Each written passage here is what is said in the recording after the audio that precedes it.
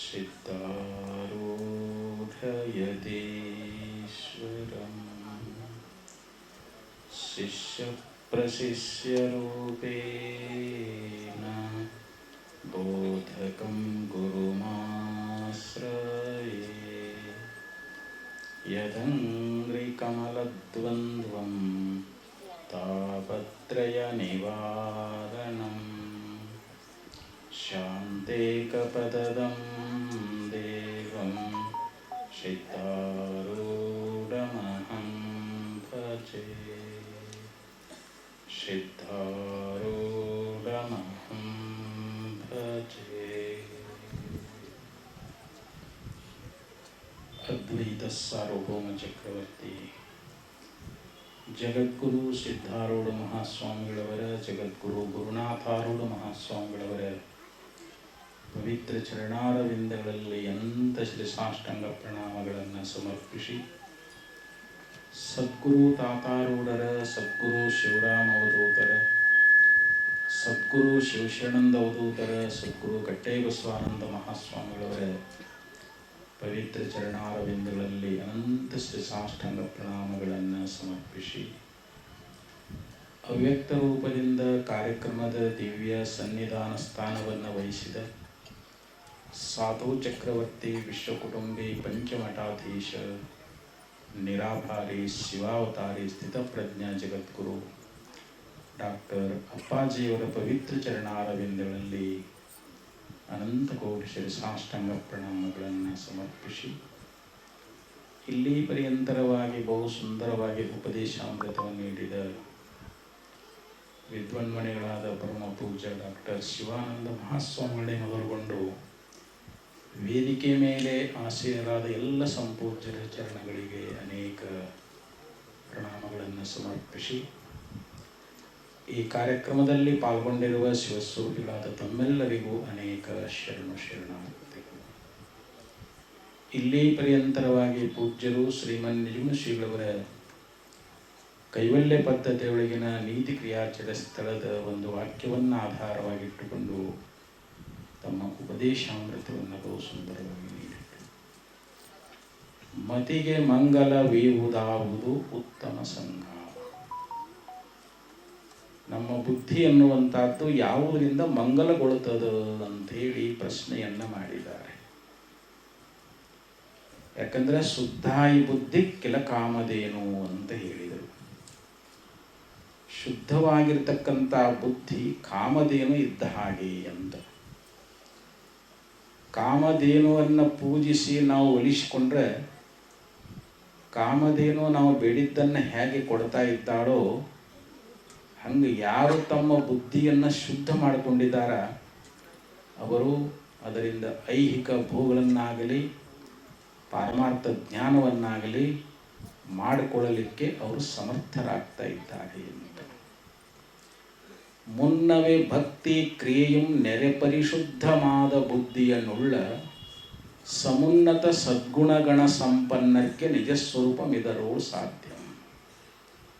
ಪಾರಮಾರ್ಥ ಗೀತೆಯಲ್ಲಿ ಶ್ರೀಮನ್ ನಿಜಗುಣಶ್ರೀಗಳವರು ಒಂದು ಮಾತು ಹೇಳ್ತಾರ, ನಾವು ಗುರುಗಳಿಂದ ಜ್ಞಾನೋಪದೇಶವನ್ನು ಪಡಿಬೇಕಾಗಿತ್ತು ಅಂತಂದರೆ ನಾವು ಪೂರ್ವದಲ್ಲಿ ಈಶ್ವರನನ್ನು ಕುರಿತು ಉಪಾಸನೆಯನ್ನು ಮಾಡಿ ನಮ್ಮ ಬುದ್ಧಿಯನ್ನು ಶುದ್ಧ ಮಾಡಿಕೊಂಡು ಸದ್ಗುಣ ಸಂಪನ್ನರಾಗಿ ಗುರುಸ್ಥಾನಕ್ಕೆ ನಾವು ಬಂದೀವಿ ಅಂತಂದರೆ ಗುರುಗಳು ಉಪದೇಶ ಮಾಡಿದ ಕ್ಷಣದೊಳಗನ ನಮ್ಮ ಹೃದಯದೊಳಗೆ ಭಗವಂತನ ದರ್ಶನ, ಭಗವತ್ ಸಾಕ್ಷಾತ್ಕಾರ ಅನ್ನುವಂಥದ್ದು ಆ ಕ್ಷಣದೊಳಗನ ಆಗ್ತದ ಅಂಥೇಳಿ ಹೀಗೆ ನಿಜಗುಣಶ್ರೀಯವರು ಹೇಳ್ಕೊಂಡು ಬಂದಿದ್ದಾರೆ. ಈಗ ನಮ್ಮ ಮನಸ್ಸನ್ನು ನಮ್ಮ ಬುದ್ಧಿಯನ್ನು ನಾವು ಶುದ್ಧ ಮಾಡಿಕೊಳ್ಳಲಾರದೆ ನಾವು ಎಷ್ಟು ಶ್ರವಣ ಮಾಡಿದ್ರೂ ಕೂಡ ನಮಗೆ ನಿಜವಾದ ಆತ್ಮದರ್ಶನ ಆಗ್ತದೇನೋ ಅಂತಂದ್ರೆ ಆಗಲಾರದು. ಕಲುಷಿತವಾದ ನೀರಿನೊಳಗೆ ನಮ್ಮ ಪ್ರತಿಬಿಂಬವನ್ನು ನೋಡಲಿಕ್ಕಾಗೋದಿಲ್ಲ. ನೀರು ಸ್ವಚ್ಛ ಇರಬೇಕು, ಚಂಚಲ ಇರಬಾರ್ದು, ಹೊಯ್ದಾಟ ಇರಬಾರ್ದು.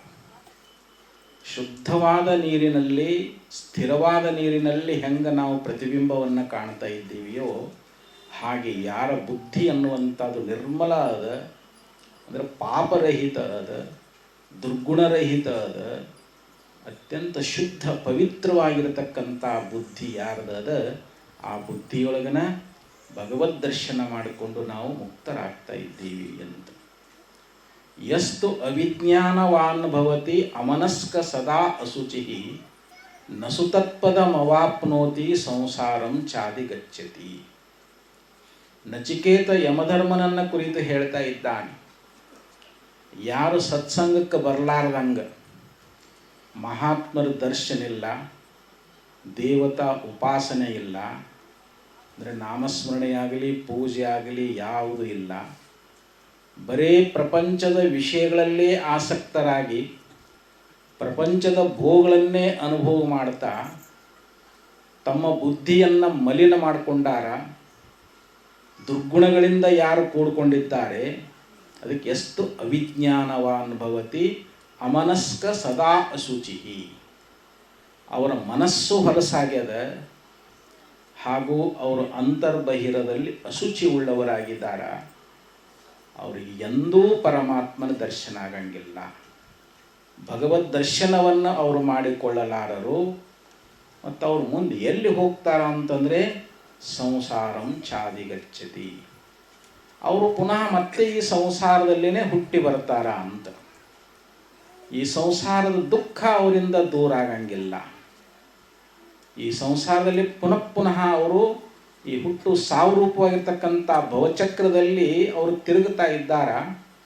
ಆದರೆ ಯಾರು ಎಷ್ಟು ವಿಜ್ಞಾನವಾನ್ ಭವತಿ ಸಮನಸ್ಕ ಸದಾ ಶುಚಿ ಸತುತತ್ಪದಮವಾಪ್ನೋತಿ ಯಸ್ಮಾತ್ ಭೂಯೋ ನ ಜಾಯತೆ ಅಂಥೇಳಿ ಯಮಧರ್ಮ ಹೇಳಿದಂತೆ, ಯಾರು ಹಿಂಗೆ ಸತ್ಸಂಗದೊಳಗೆ ಬಂದು ಮಹಾತ್ಮರ ಸನ್ನಿಧಿಯಲ್ಲಿದ್ದು ಅವರು ಹೇಳ್ತಕ್ಕಂಥ ಉಪದೇಶವನ್ನು ಕೇಳ್ತಾ ಇದ್ದಾರ, ಸದಾ ಭಗವತ್ ಚಿಂತನವನ್ನು ಮಾಡ್ತಾ ಇದ್ದಾರೆ, ಜಪತಪಾದಿಗಳನ್ನು ಮಾಡ್ತಾ ಇದ್ದಾರೆ, ಆ ಮಹಾತ್ಮರ ದರ್ಶನ ಅವರ ಉಪದೇಶದಿಂದ ಯಾರು ತಮ್ಮ ಬುದ್ಧಿಯನ್ನು ಶುದ್ಧ ಮಾಡಿಕೊಂಡಿದ್ದಾರೆ, ಮನಸ್ಸನ್ನು ಶುದ್ಧವಾಗಿಟ್ಟುಕೊಂಡಿದ್ದಾರ, ಅಂತರ್ಬಹಿರದಲ್ಲಿ ಯಾರು ಶುಚಿ ಉಳ್ಳವರಾಗಿದ್ದಾರ ಅವರು ಭಗವಂತನನ್ನು ಕಾಣ್ತಾರೆ.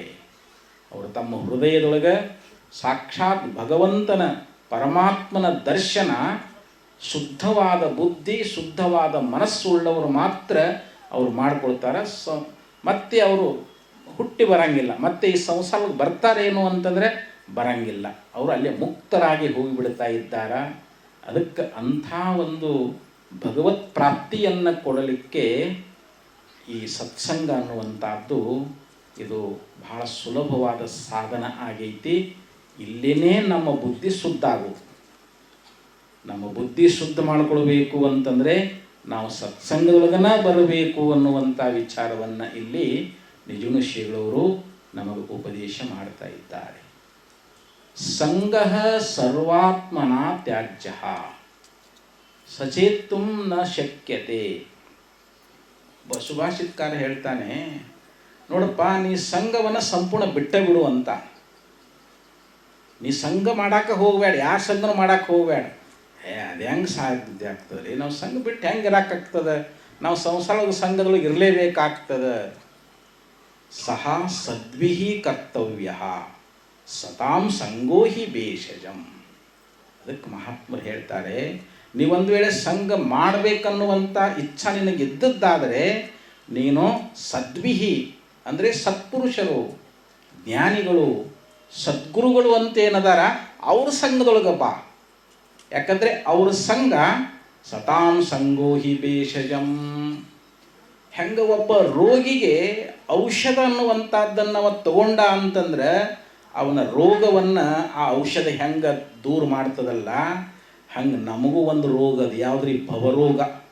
ಈ ಹುಟ್ಟು ಸಾವು ಅನ್ನೋದು ಇದೊಂದು ದೊಡ್ಡ ರೋಗ. ಇದು ಈ ರೋಗ ಕಳ್ಕೊಳ್ಬೇಕು ಅಂತಂದರೆ ನೀ ಸತ್ಪುರುಷರ ಸಂಘದೊಳಗೆ ನೀ ಬಂದಿ ಅಂತಂದ್ರೆ ಈ ಭವರೋಗವನ್ನು ದೂರ ಮಾಡ್ತದೆ.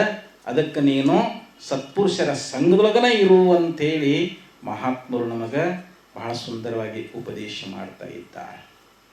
ಯಾಕಂದ್ರೆ ಮಹಾತ್ಮರ ಸಂಘ ನಮಗೆ ಏನು ಮಾಡ್ತಾರೆ? ನಾವು ಯಾಕೆ ಮಹಾತ್ಮರ ಸಂಘ ಮಾಡಬೇಕು ಅಂತಂದರೆ, ಚಂದನಂ ಶೀತಲಂ ಲೋಕೆ ಚಂದನಾದಪಿ ಚಂದ್ರಮ ಚಂದ್ರ ಚಂದನ ಯೋರ್ ಮಧ್ಯೆ ಶೀತಲ ಸಾಧು ಸಂಗಮ.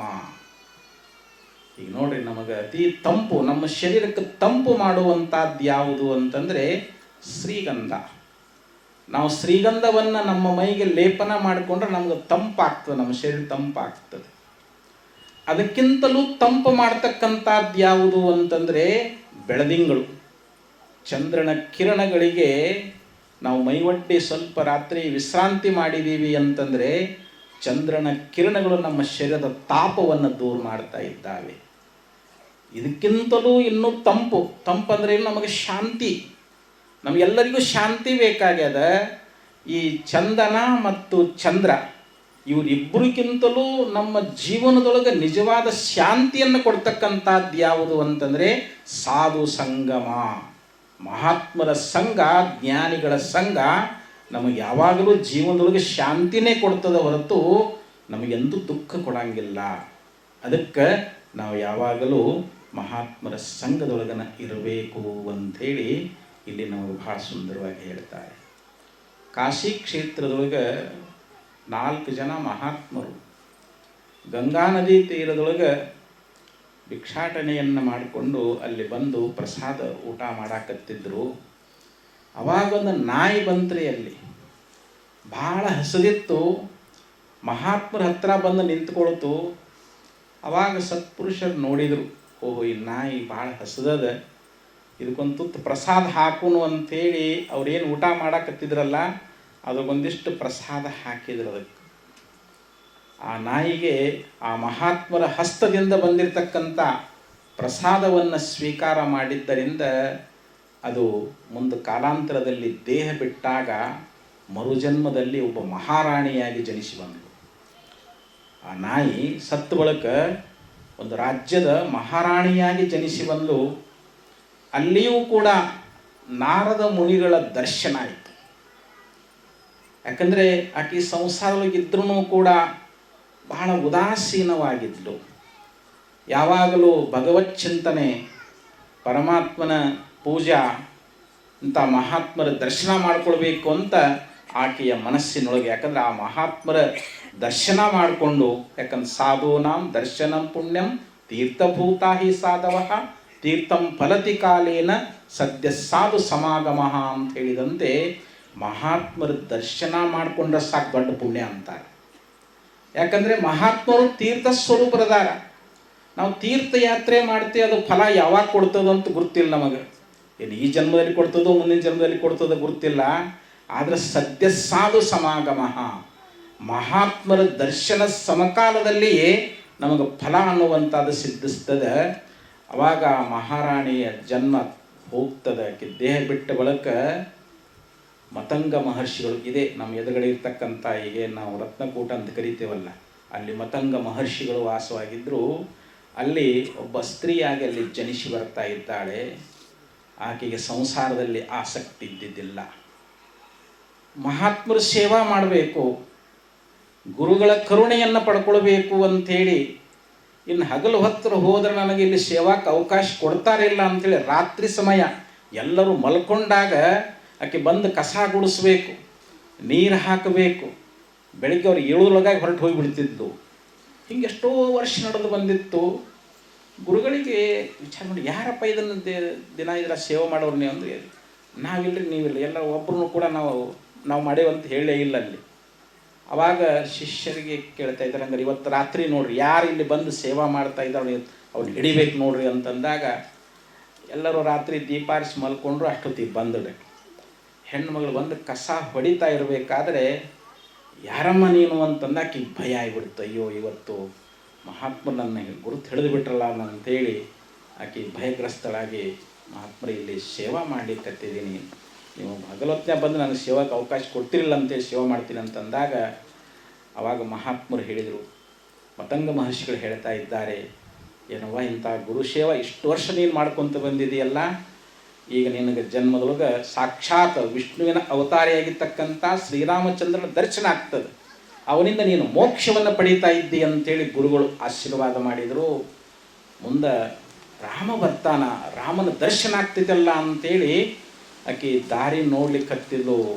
ಸುಮಾರು 20 ವರ್ಷ 80 ವರ್ಷ ಆಗೋ ತನಕ ದಿನ ಇವತ್ತು ರಾಮ್ ಬರ್ತಾನೆ ನಾಳೆ ರಾಮ್ ಬರ್ತಾನಂತೇಳಿ ಆಕೆ ಬೋರೆ ಹಣ್ಣು ದಿನ ಕಚ್ಚಿ ನೋಡಿ ಯಾವ ರುಚಿ ಅದಾವು ಅದನ್ನ ತೆಗೆದಿಟ್ಟು ರಾಮ್ ಬಂದಾಗ ಕೊಡಬೇಕು ಅಂತ ಪ್ರತಿ ದಿವಸ ಒಂದು 80 ವರ್ಷ ಆದ್ಮೇಲೆ ರಾಮ ಬಂದನ್ರಿ. ರಾಮನನ್ನೇ ಕಾಯ್ತಾ ಇದ್ದು ಶಬರಿ ಬೋರೆ ಹಣ್ಣು ತಿಂದ. ಆವಾಗ ಶ್ರೀರಾಮಚಂದ್ರ ಕರುಣಾದೃಷ್ಟಿಯಿಂದ ಆ ಶಬರಿಯನ್ನು ಆಶೀರ್ವಾದ ಮಾಡ್ತಾ ಇದ್ದಾನೆ. ಶಬರಿ ಆವಾಗ ಮುಕ್ತಿಯನ್ನು ಹೊಂದ್ತಾ ಇದ್ದಾಳೆ, ಮೋಕ್ಷವನ್ನು ಪಡೀತಾ ಇದ್ದಾಳೆ. ಆಕೆ ಜೀವನ ಧನ್ಯ ಹೋಯಿತು. ಹಿಂಗೆ ನೋಡೋಕ್ಕೆ ನಾಯಿ ಇದ್ದಾಗ ಏನು ಮಹಾತ್ಮರ ಸಂಘ ಮಾಡಿದ್ದರಿಂದ ಸಾಕ್ಷಾತ್ ಶ್ರೀರಾಮನ ದರ್ಶನವನ್ನು ಮಾಡಿಕೊಂಡು ಧನ್ಯನಾದರು ಅನ್ನುವಂಥ ಒಂದು ದೃಷ್ಟಾಂತ ಬರ್ತದೆ. ಅದಕ್ಕೆ ನಮ್ಮ ಮತಿಗೆ ಒಂದು ಮಂಗಲವನ್ನು ಉಂಟು ಮಾಡ್ತಕ್ಕಂಥದ್ದು ಯಾವುದು ಅಂತಂದರೆ ಇದು ಸತ್ಸಂಗ, ಮಹಾತ್ಮರ ಶರಣರ ಸಂಘ ಅಂತದ. ಇದು ಭಾಳ ಸುದೀರ್ಘವಾದ ವಿಚಾರ ಇರಲಿ, ಸಮಯನೂ ಕೂಡ ವಿಶೇಷ ಆಗಿದೆ. ಇಲ್ಲಿವರೆಗೆ ಪೂಜ್ಯರು ಸಾಕಷ್ಟು ವಿಚಾರ ನಮಗೆ ತಿಳಿಸಿಪಡಿಸಿದ್ದಾರೆ. ಮತ್ತು ಸ್ವಲ್ಪ ಯಾಕೋ ಗಾಳಿ ಬೀಸಾಕತ್ತದ, ಆದಷ್ಟು ಎಲ್ಲರೂ ಪ್ರಸಾದ ಆಗಬೇಕು. ವರುಣದೇವ ಇವತ್ತು ನಾಳೆ 2 ದಿವಸ ಕಾಯಬೇಕು. ನೋಡೋ ಶಿವರಾಮ ಹೋಗ್ತದಾರ, ಅಪ್ಪರ ಆಶೀರ್ವಾದ ಅದ, ಎಲ್ಲ ಸಾಂಗವಾಗಿ ನಡೀತದ ಅನ್ನುವಂಥ ಧೈರ್ಯ ಅದ. ಆಗಲಿ, ಈಗ ಮುಂದಿನ ಕಾರ್ಯಗಳಿಗೆ ಮಾಡಿಕೊಡು ಅಂತ ಹೇಳ್ತಾ ಈ 2 ನುಡಿಗಳನ್ನು ಅಪ್ಪಾಜಿ ಶ್ರೀರಾಮ್ ಮಾಡ್ತಾ ಇದ್ದೇನೆ. ಓಂ ತತ್ಸತ್. ಓಂ ಸಹನಾವವತು ಸಹನೋ ಭುನಕ್ತು ಸಹ ವೀರ್ಯಂ ಕರವಾವಹೈ ತೇಜಸ್ವಿನಾವಧೀತಮಸ್ತು ಮಾ ವಿದ್ವಿಷಾವಹೈ. ಓಂ ಶಾಂತಿ ಶಾಂತಿ ಶಾಂತಿ.